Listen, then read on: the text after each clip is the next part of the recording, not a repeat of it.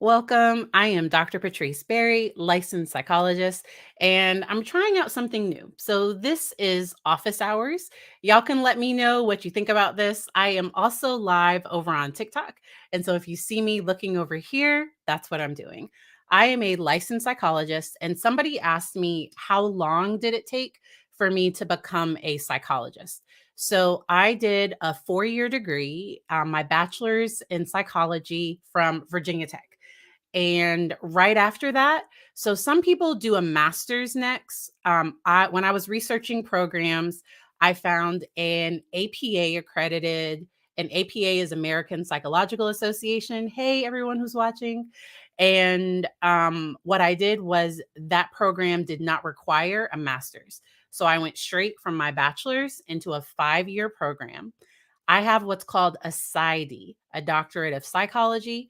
And the biggest difference between a PhD and a PsyD is that a PsyD is more clinic based and a PhD tends to focus more on the research. Welcome, welcome. If y'all have questions, so really, some people submitted some questions beforehand, but if y'all have questions for me, please let me know.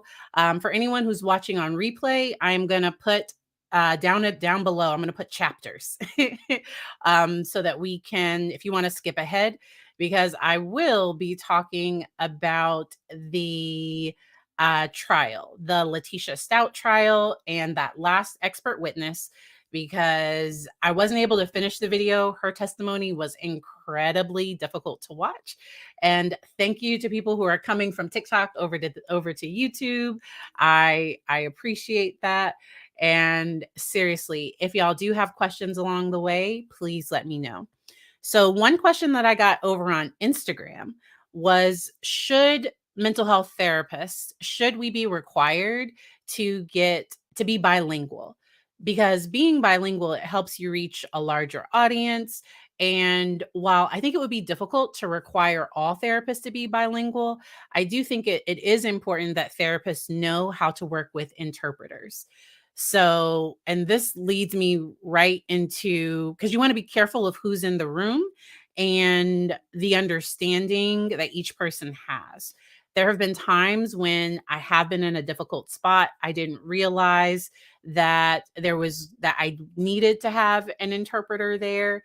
And the family was okay having a family member interpret, but they have to make sure that they're interpreting everything that is said on both sides. And it's really helpful if everything within the room is actually interpreted. And and so that was just one of the questions that I got there. Now, let's talk about the Letecia Stauch trial. So they did closing arguments on Friday, and the jury is deliberating. They took a break, so they deliberated for I think 4 hours or so on Friday, and now they're going to start their deliberations again back up on Monday. And that trial was wow. The prosecution, I think, did a phenomenal job laying things out clearly. I watched the Murdaugh trial as well, and that one was a little bit more all over the place. The timeline didn't seem clear. That one just, I was really, really worried. When the jury went out, I wasn't sure what the jury was going to come back and say. I do think that Alec Murdaugh testifying for himself, I think that did hurt him. And I wonder if that played into Letecia's decision to not testify. That expert, oh my gosh, that expert really just and I try to be kind. So one of my things about comments here is that we can all have our opinions, we can disagree, but we try to be kind, and it was incredibly difficult. So I don't even know, cuz a lot of people were like, I think Dr. Lewis has dementia, I think Dr. Lewis has this, I think she has that. I honestly think she was very entrenched in her own beliefs and did not want to hear what anybody else thought. And while she is going in as the expert, you still have to go in as a balanced expert versus looking like a biased expert.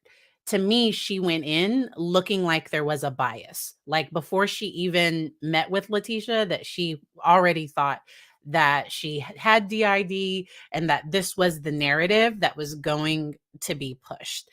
And the whole MRI fiasco, that just because the MRI EEG, because first she got on the stand and was like, I begged for this to happen. And then she was told, hey, the defense withdrew the request. And then they found an email that she had actually sent requesting that it be withdrawn. And that by the time we got there, I just couldn't. I told y'all at the end of that video, and that was the video that helped me do well here. But I thought the testimony of Dr. Moore. So Dr. Moore was the psychologist within the jail. Dr. Grimmett, she's the one that did the second competency here evaluation, and Dr. Torres. I believe it was Dr. Gray and Dr. Torres, but only Dr. Torres testified.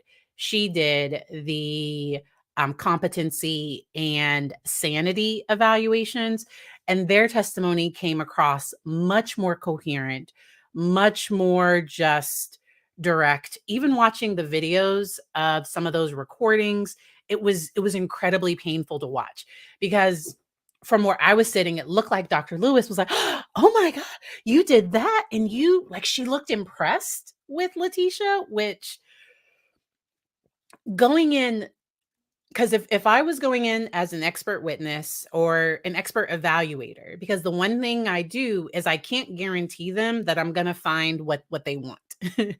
And I think the defense had difficulty finding an expert that was going to say that she was criminally insane at the time of the offense.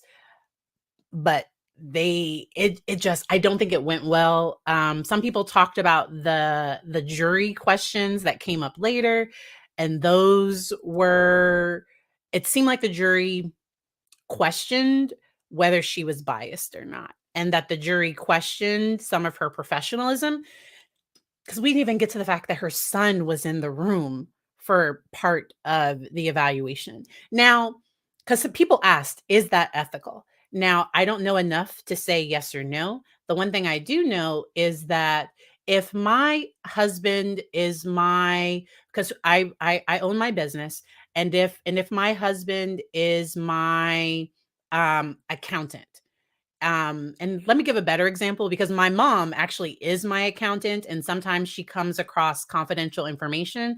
Well, I have a BAA. I have a business associates agreement where we have we have a signed agreement that she holds anything she sees confidential.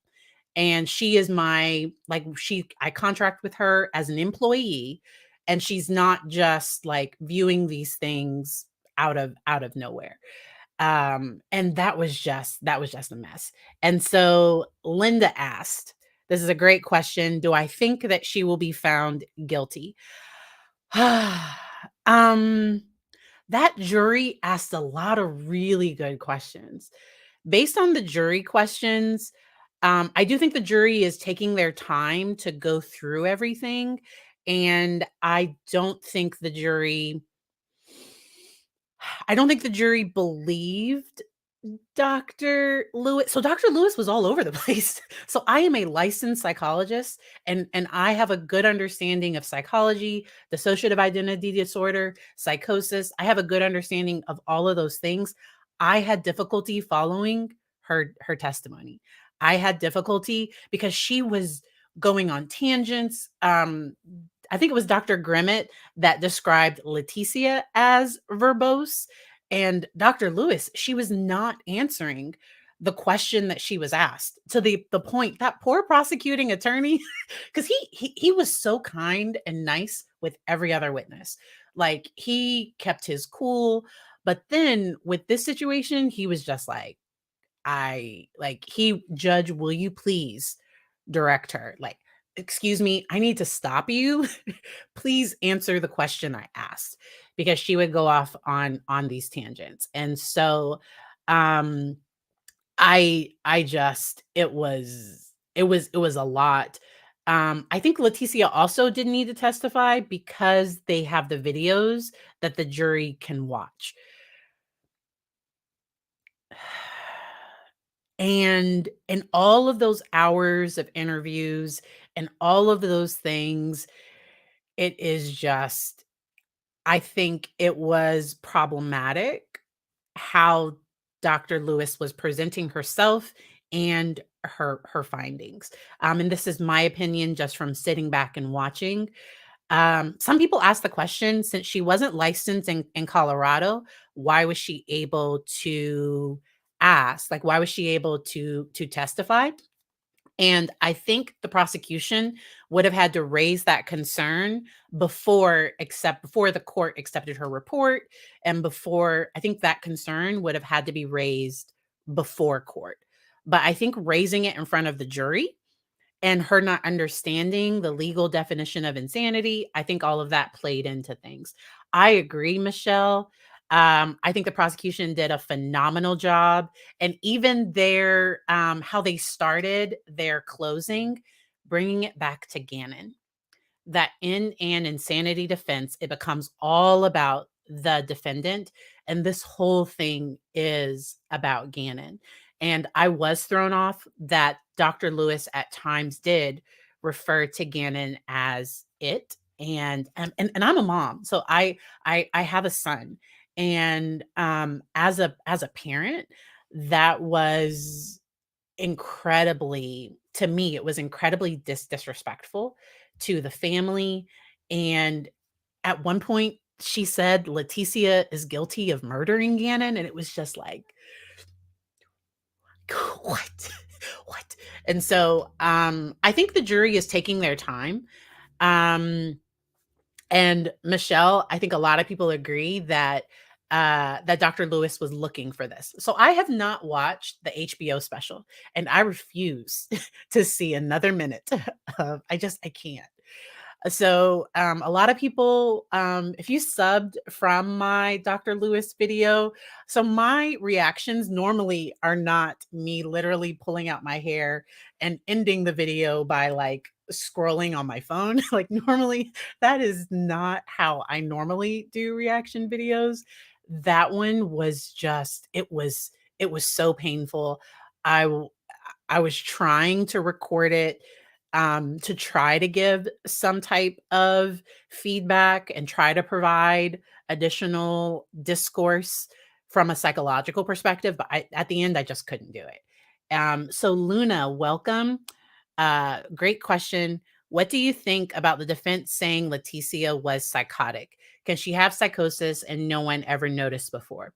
And so psychosis can come in a few different ways. And Dr. Lewis was right that psychosis is a very broad term. She was the one that brought it up, but it is a very broad term.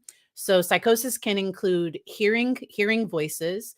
It can include seeing things. It can include delusions. And I agree with the defense, I'm sorry, with the prosecution. I agree with the prosecution that a person that is truly psychotic, when they do the act, they don't know that it's wrong, and they stay there. They don't try to hide it. They don't try to run from the police. And so to me, her actions before with the Google searches, during and after, to me, that is, if I was on the jury, I would find her guilty at 100%. If I do not think that she was psychotic. I also think so her behavior didn't start to get erratic until after they found Gannon's body. And so even within the jail, so part of one of her evaluations, she was at the hospital for 2 weeks, and they were able to observe her. The prosecution brought up the fact that she asked the staff, "Can y'all tell when somebody's faking?" The fact that all of those things happened, I just that is very concerning to me, and I do not think that she was psychotic. Only she knows. So because how do you just snap back into reality and clean everything up? So psychosis is a break from reality. And so the example that the prosecution gave is if somebody was hearing voices to harm their family member and then they did the thing, they would typically be like, yeah, I did it. I saved my family member. Now the evil thing like they wouldn't hide it. And her actions, so I'm not a lawyer, and I love law tube. Anybody here, if y'all are law nerds, if y'all watch Emily D. Baker, if y'all watch The Lawyer You Know, so I have a few different law tube sites that I watch, and really it was watching some of those streams that I was like, I want to talk about this from a psychological perspective. A lot of them encourage me to do this type of reaction video, which is which has worked well on my channel, but it's not all that I want to do. So I also talk about anxiety and depression, and because I really want to provide value to the community. Some people talked about, do I think Dr. Lewis's testimony, do I think that it hurt psychiatry or psychology?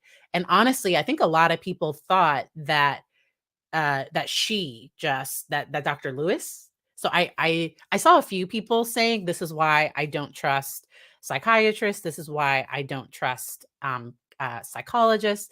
But I think overall, most people were like, yeah, we thought there was something wrong with this individual. I think anyone who does that to their child. So, Michelle, I hear what you're saying. And the one thing I will say, so as a person, we try to say normal and abnormal. I think it was interesting. Hey Kim, I think it was interesting that they talked about antisocial behavior. That sometimes people do things that are illegal, immoral, and goes against, normal logic. Um, Letecia came off as incredibly selfish to me. I don't know if anybody else got that. That's where I was getting some of those narcissistic and borderline type features, because while she's telling Al that his son is missing, she's trying to talk about getting back together with him. And it's just like, how can you even think he's going to be open to any of that? And so I honestly think it was just all about her, and we might never know exactly why she did what she did. I think her Google searches were incredibly telling, and I think that she had a lot of animosity towards Al. I don't know that she understood what being a military wife would mean. So when you were in the military, so I was raised, I grew up traveling to different Air Force bases, and I work with, I accept TRICARE. So I work with a lot of active duty and retired military. And when you are in the military, the mission is the goal. Your family has to deal with it. So like the military can come in and say, hey, we're moving y'all in 2 months. Hey, we need you to go here. We need you to deploy. We need you to do that. And individuals have to, the mission always comes first. And sometimes families they have to cope with that. I have a family member that is in the military, and families, but often they try to have the sense of purpose, the sense of like, I'm protecting our country. Like there's normally this sense of value. When service members retire, the wife and the family are often honored, because it's like, you supported the member during this time. Um, Even DID, would some come? So Kim, I'm gonna pull up your question. Wouldn't some kind of emotion come out? So, the person, so if somebody truly had dissociative identity disorder and they did a crime, when they came back to their true selves, they would be confused. They might have immediately called the police and reported what happened, and been like, I because they might not have memory of what happened. And if they did realize that they were the ones that did the thing, anyone I've ever worked with that does have dissociative identity disorder, they have had multiple, like they are in therapy. They are on significant, like they're on medication. It impacts their life in major ways. It's not something that goes undiagnosed for 30 plus years. I have never seen that happen.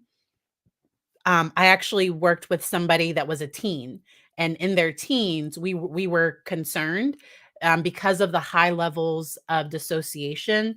We were concerned, is this a potential thing that might happen down the road? And this was on an inpatient psychiatric unit. And so, yeah, Melanie, what I don't get is why. So, Melanie, this is a great question. And honestly, does anybody else think that Dr. Lewis was trying to, like, sell more books and trying to, like, advertise her HBO special? And, like, I don't uh, um, uh, uh, the I do not understand why she withdrew the MRI request. I do not understand why she didn't type her own report. She didn't type her report. Like like what? What? How? Like this case I have never. So I have testified in custody cases and I try to avoid it if I can. But, I have been an expert witness, in family court. I've never been an expert witness in criminal court, but I have in multiple family court cases. I have had to testify and give my opinion. And before court, I would meet with both lawyers and I would say, "This is what I am able to say, and this is what I am not able to say." I worked with the child. I never worked with this parent. I don't have an opinion regarding custody. Or if I do have an opinion, it's based on these things, and then I can't answer these types of questions. To me, so even when Dr. Lewis was asked questions by the defense, sh she would ramble, and, like, from the very start, because I think the first question was like, "What is dissociation?" She, like, talked for, like, 5 minutes. I don't like, she just went on this whole thing, and, uh, to me, it came across as her show and not, like, that she was trying to control it, and she was trying to control the conversation, she was trying to control the questions, and then conveniently didn't know the very important things that, to me, she needed to know. And so it was a mess. And so that's why I will not support the HBO documentary, because now if I find like a free versions, I don't so but I'm not going to support the HBO documentary because I don't want to see the views on that go way up. I have heard that a lot of her testimony was exactly the same. So like verbatim, some of the things that she said in the documentary are very similar to what she said on the stand, which that doesn't have to be a major. But if she was talking about a different case, I don't know. I don't know about that. And so what kind of medication do people with DID sometimes receive? And so it would really depend on the symptoms that the individual had. And the interesting thing with dissociative identity disorder is different alters could have, so one alter could have depression, one alter could have different. And so often what it is therapy is incredibly important. And then sometimes if the person is having thoughts of self-harm, if they are engaging in very impulsive behaviors, because what happens is in the mind there are these whole different entities that have their own persona. They are very distinct. And that's what was so odd about Letecia blaming this on Maria, but Maria never having an accent until she met with Dr. Lewis. And Dr. Lewis was really her last effort to try to get away with this. Good morning, Grits Girl. Good morning, everyone. Hiding the email thing, like I said, I don't even know about this. What other reason? What other reason would she want to be a part of this case? I exactly. I would not have agreed to testify for the defense in this, because from the very start, so when I heard, because the defense saved, sorry, the prosecution saved the mental health experts for their last witnesses outside of, I think, the cell phone person and the timeline person. They saved because we went through like 2 weeks of this trial with nobody talking about mental health. And I was just like, let's I was just like, when are the mental health people coming? And to me, like I said, Dr. Grimmett, Dr. Even so, Dr. Moore was anxious. And so I manage my anxiety. And when I'm in court, I have to breathe because being on the stand, especially getting questions by the other side, you always know that they're going to be hard on you. But all of the other mental health experts, including the first expert that the defense brought up that met with Letecia in December. So I might have maybe went along with the psychosis stuff if she was exhibiting psychosis in December. There's another case and that I've been following loosely. A mother that unfortunately, her husband went out. She supposedly had some postpartum depression. She was on a bunch of medications, and she knew her husband wasn't going to come back, and she harmed her kids, and she tried to harm herself. That case I think is going to be really, really messy. Um, because she was exhibiting significant depression. She did have some other things going on before. And so if she tries to plead not guilty by reason of insanity, I don't know what'll happen with that case. This case, it's just not there. Like it's just so mental health to this level, it is going to impact people are going to see it.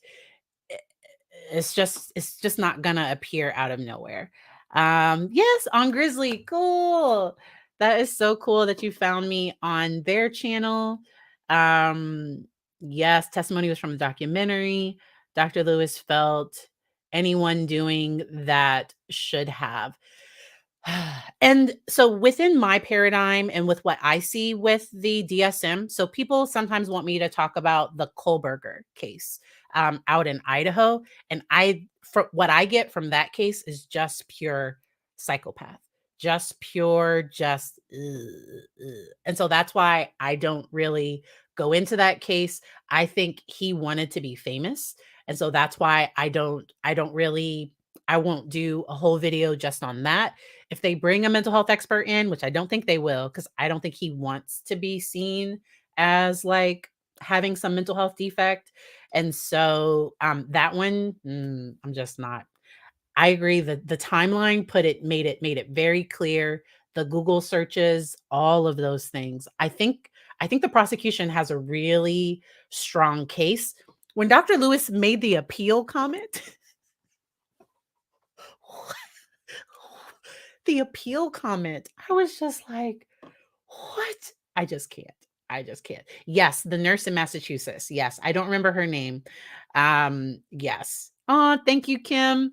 Once again, I try to share these things from a balance perspective. So that's why, because somebody asked, like, ethically, what I thought should happen to Dr. Lewis, and that will be up to her boards.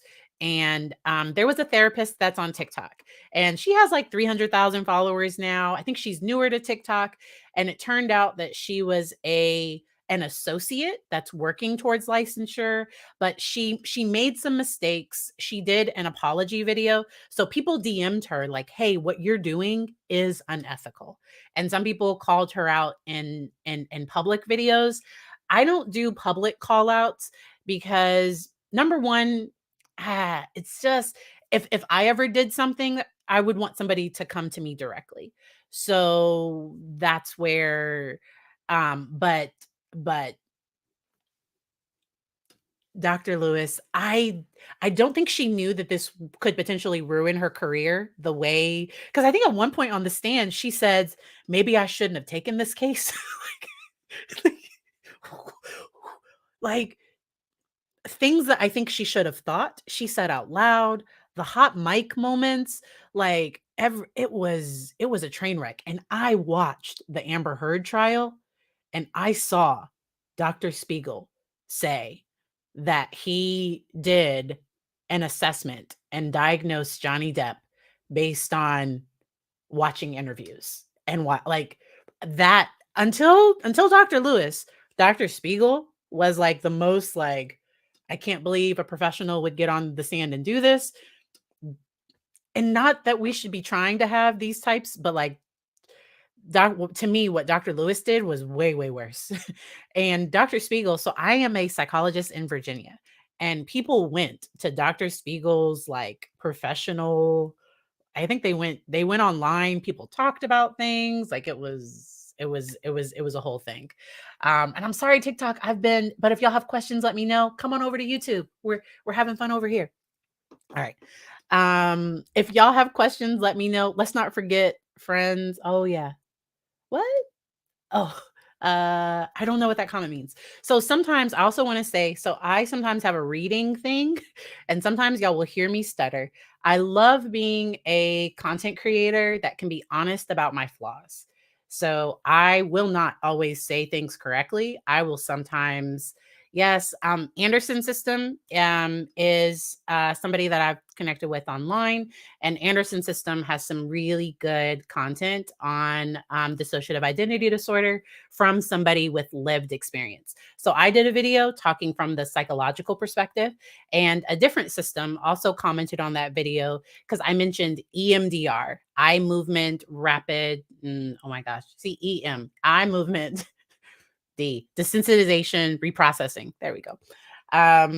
I did a video talking about that being a potential treatment, but individuals with severe dissociation, they have to make sure that their EMDR therapist is trained in working with severe dissociation, because sometimes a therapist that's not trained, sometimes EMDR can make dissociation worse.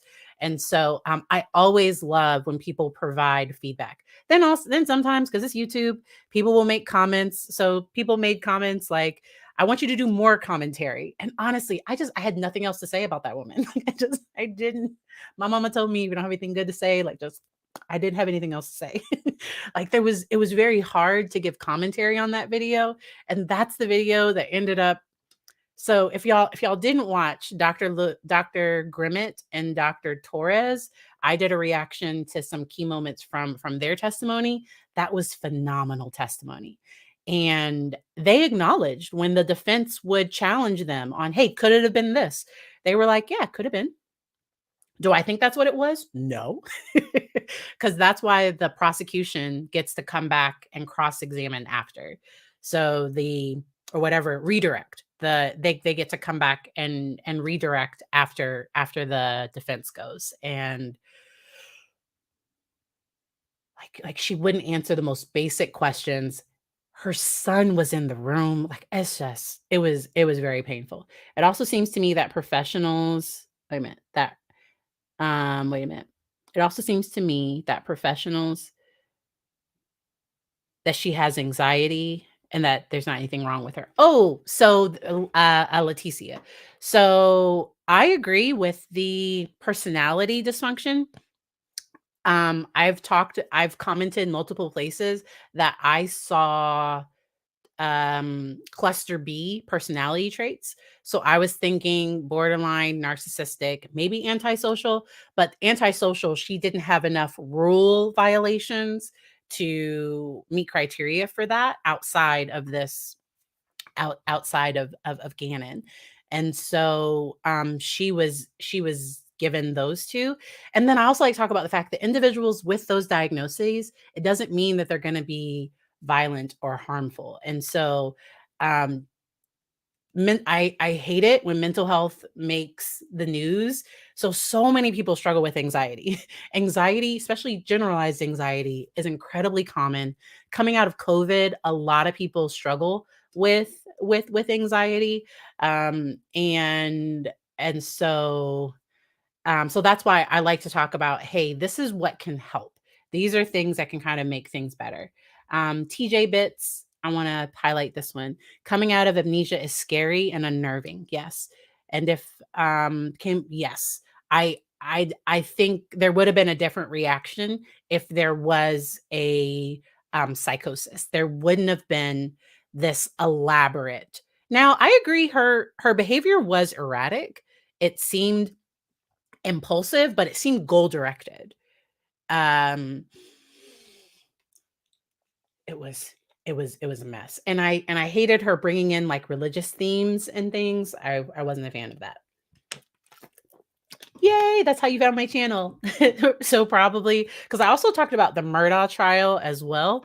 Um and I did a video on narcissism, because sometimes people ask, can a narcissist love their children? And the thing about a narcissist is that love is always through their lens and how it benefits them. And so if that child ever stops giving them what they need, that individual can turn on that child. I often don't see it being like violence, but like sometimes it can be cutting them off emotionally or becoming verbally, aggressive or the other stronger word. And so that's what I think happened.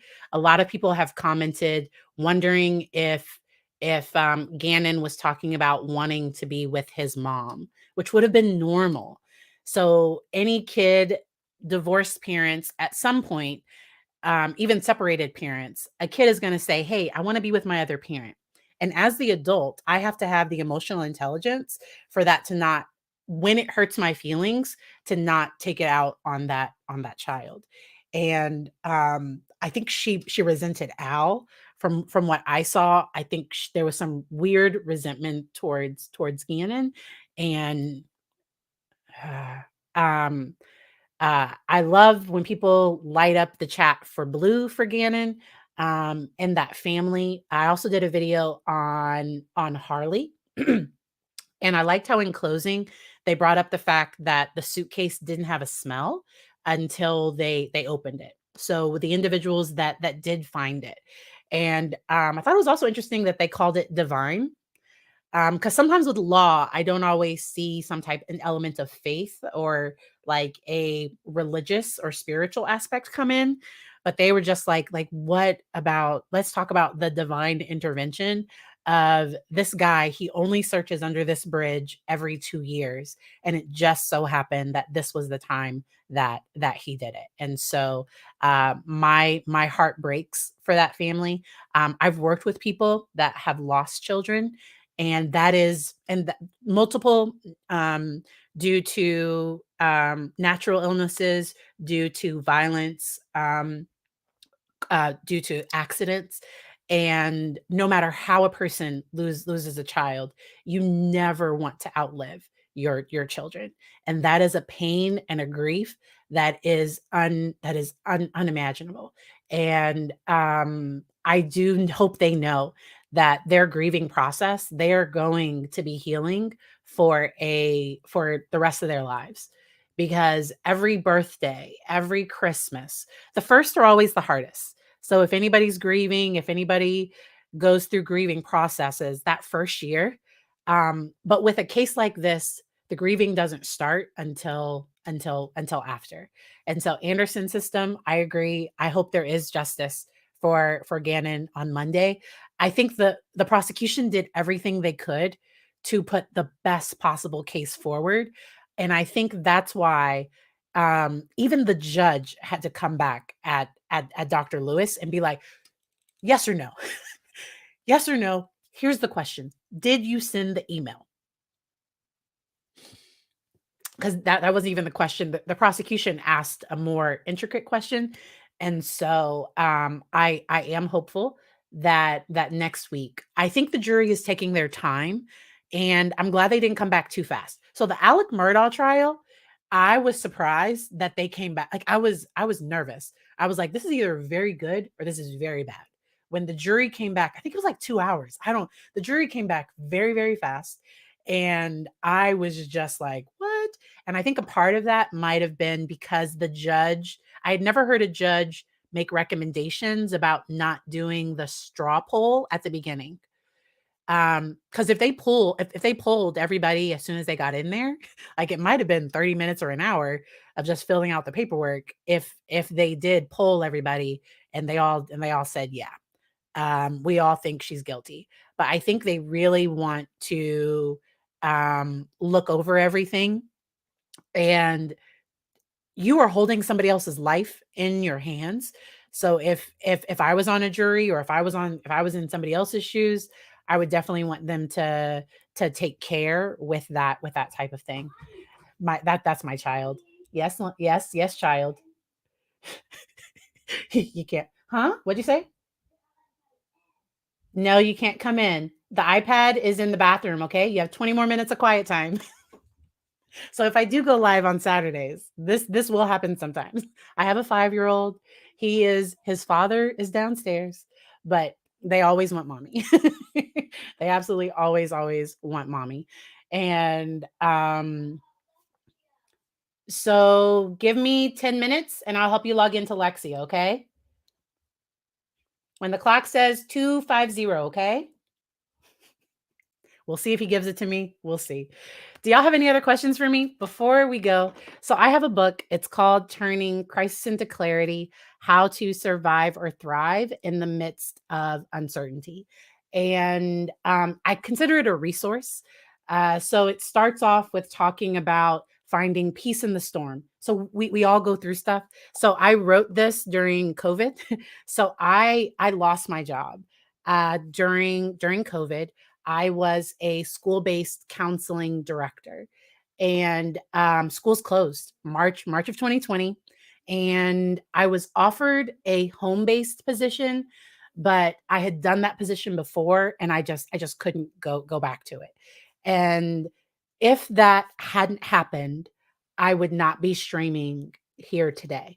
That launching my own business, being my own boss, that gave me the freedom and the time to be able to invest in myself and really start my own business. I have two.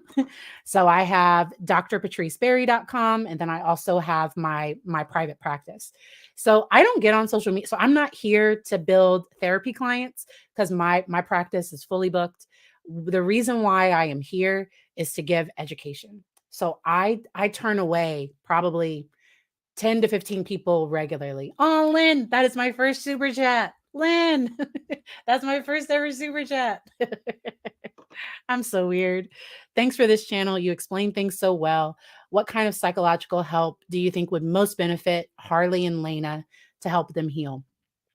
And so there is a great book. So for Harley, I would recommend the book Adult Children of Emotionally Immature Parents. That is a phenomenal book. It has been helpful for a lot of the clients that I work with, and I think that kind of resource would be really helpful. Lena's a child, and I am so confused about what Lena did and did not see.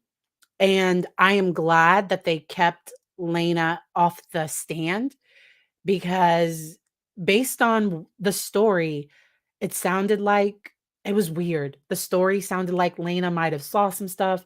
Lena might have tried to help. I don't know. Like there was some weird stories later. And so Lena, y'all remind me, how old is Lena now? Is Lena like 7 or 8 now? Because under the age of 10 to 12, it's difficult for kids to understand the finality of death. And so that grief process, it changes as they get older. And so I've worked with individuals that lost a sibling very young and then later in life, because Lena also lost a stepmom that she might have cared for. Like this was a person that did help take care of her while her dad was deployed or while her dad was at school. She was a person that was there for her. And so I'm trying to not use the word, but when bad things happen in families, that is harder to heal than if it happens from a stranger. Because if a stranger hurts someone I care about, I never expect, like, I'm it's gonna hurt, I'm gonna be mad. But when a family member hurts somebody I love, like, that is just a different type of loss. That's a different type of grief, and it can be confusing. It can be incredibly confusing. And so, I do think family therapy, I do think something that is validating, where you can both validate, hey, it's okay, because there might be a part of her that still loves her. Remember that question at the end of Harley's, where the prosecution asked her, "Do you love your mom?"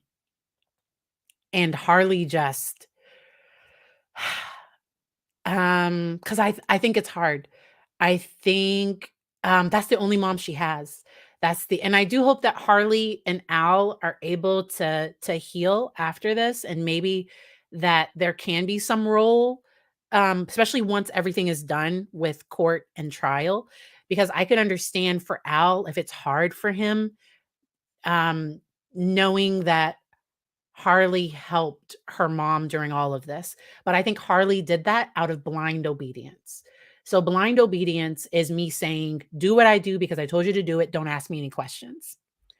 So I encourage my child. Now if it's about safety, so, like, if my child's, like, trying to run into the road, like, I'm gonna keep him safe, but when I ask my child to wear his jacket in the morning and he's like, "Why?" I ask him, "Why do you think?" And because that encourages him to think. He's like, "Oh, yeah, because it's cold outside." Exactly. And if you don't need it later, just put it in your bag. But my child is able to ask me questions. Oh, Lanny the Wolf, my second super chat. Mm, super chat. I just hope the jury remembers the Google searches and the fake polygraph. Exactly. I didn't even mention the fake polygraph that she paid. And I think she called because they had the audio of her calling, to try to change and say, "Oh, no, I didn't ask this type of question." Like, all of that sounds incredibly rational. Not when what I mean by rational is she was trying to get away with it, doing whatever she could, and very desperately trying to get away with it. And not there wasn't this break from reality that I've seen with psychosis. So I have seen people that do experience psychosis, and it is incredibly distressing to them. They often come for help. Sometimes what can happen is when the voices or thoughts, if they do go away, that can be an adjustment for the individual because they were so used to it.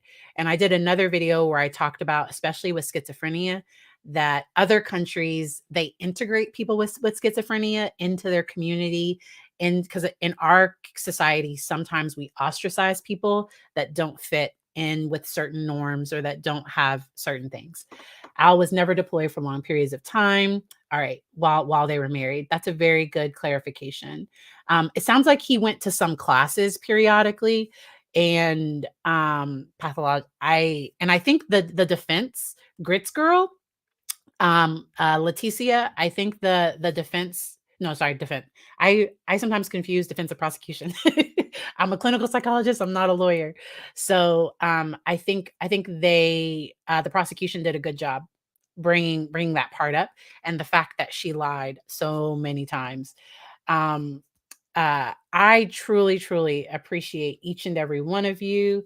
I understand the relationship between Harley and her mother. Yes, especially when she said, she would, yeah, that she would, if she ever talked back, that was not allowed and that was not encouraged. I was raised in a similar way. I was able to have a voice about some things, but I wasn't able to about other things. And there were things that I wish I had told my mom, but I was worried about what her reaction would have been. And sometimes environments like that, abuse can thrive. So it is illegal for my husband to hit me. And so I think it should be illegal for me to hit my child. Like, just because I'm his parent, that doesn't mean that I should be able to to harm him. And spanking is harm. That's when I'm like, it is. We've done research. Part of my dissertation was on aggression and forgiveness and aggression, no, forgiveness and aggressive children. And one of my constructs was spanking, and it doesn't work. What it does is it stops the behavior for now, but it often causes kids to be more sneaky and to try to find other ways. I do believe in boundaries, and I believe discipline should teach. And what spanking does is it teaches them to not do it around you, to try to get away with it, to try to not get caught. But it doesn't necessarily teach them that what they did was wrong.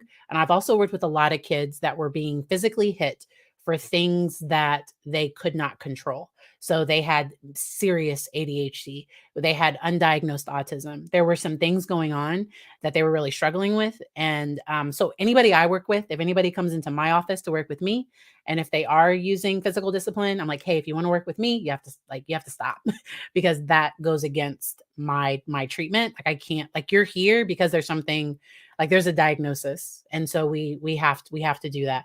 Diagnosis doesn't mean I justify the behavior, but it helps me understand. So a diagnosis doesn't mean, hey, because I'm ADHD, I don't have to listen. No, no. But I understand as a parent, if I'm raising a child with ADHD, I might have to tell them to do something a few more times. They might need visual reminders. I might have to adapt to how their brain works best versus what I need in that moment. And so I like to be a person of my word. Oh, you're 10 minutes late, but you'll catch up. Lainey, please, I thank every single one of you all for being here. Thank you, Cripley, for subbing. For everybody that's new to my community, thank you so much. I truly see this as a community. And the reason why I call my channel Dr. Barry Responds is because often people have questions. Now, ethically, I can't give you advice for your situation, but if somebody says, hey, I'm struggling with getting my child to bed at night, do you have any recommendations? Hey, in general, these are some things that might work. And then if people need to find somebody in their area to address something, please let me know. So, for adults to get tested in general, so the first thing you're going to want to do is find somebody that specializes in testing for autism. I will admit, sadly, in the mental health field, some people will accept anything for money, but they might not specialize within that. And so, if people do want to get tested, some of the questions I would ask is, what tests do you give to test for autism? The ADOS is always, so there are some common ones, but if they're like, oh no, everybody gives, like if they don't have specific measures to test for autism, that would be a red flag for me. And but there are some clinics. And do you diagnose autism in adults? Those would be questions that I would ask. Um, Sometimes you can start with psychologytoday.com. I am not a fan of BetterHelp. Y'all will never see me accept their money too. So if somebody is looking for cheap therapy, openpathcollective.com. They offer therapy for $30. And this is not sponsored. I don't get paid for saying this. Open Path Collective, it's a directory of therapists that have agreed to accept between $30 to $60 a session. And it's an hour-long session. It can be virtual or in person if they're in your state, if they're licensed in your area, and it's definitely confidential. My concern with BetterHelp is that you can opt in to them like using your information to market. And BetterHelp is also trying to develop, supposedly, it's my understanding, they're trying to develop an AI that can respond automatically. So eventually they're not going to need the therapist. They pay the therapist crap. That's my understanding. I've never been a BetterHelp therapist, but like I know some people that have, and there are articles that talk about some concerns. There have been lawsuits, there have been issues, there have been privacy issues. And so I like Open Path Collective. Can we suggest videos on topics? Sure, Anderson system. If y'all would like to suggest, you definitely can. Diagnosed with DID, MDD. Yes, yes. And so definitely wishing people health and healing on their journeys. Lainey the Wolf, my heart broke when she said she didn't say anything when she asked it. Lainey. And sorry if it's Lanny. If I ever say your name wrong, just spell it phonetically for me. But I felt her pain, and I'm glad the prosecution stepped back. I despise the way the defense cross-examined her and got on her about the GoFundMe that only raised like $800. Like wasn't like she raised millions of dollars or like hundreds of thousands, or she didn't even raise that much money with a GoFundMe. And she did lose both of her parents. And Mama Pink, you don't trust AI. I don't blame you. I don't. But I think there will be some automatic chat things that I think there will be AI integrated into mental health. I will always do like the face to face and virtual stuff. But years ago, I would have said I would never do telehealth. And so I don't know. I love telehealth now. About 20 to 30% of my practice is online. But um, thank you all so much for watching. This has been amazing. I hope y'all enjoy the rest of your day.